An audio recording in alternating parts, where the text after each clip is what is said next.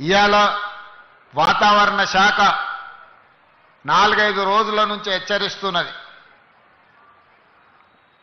విపరీతమైన వర్షాలు, ఎవరు బయటికి వెళ్ళకండి. ఈ వర్షాలు మొత్తం వ్యవస్థలను అన్నిటిని కూడా దిగ్బంధం చేస్తాయి.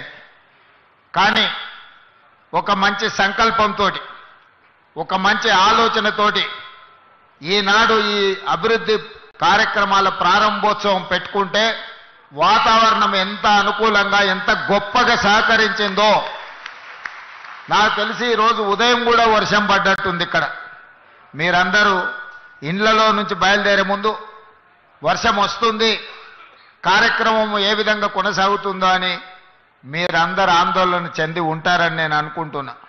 కానీ మనమందరం మనసులో ఎలాంటి కల్మషం లేకుండా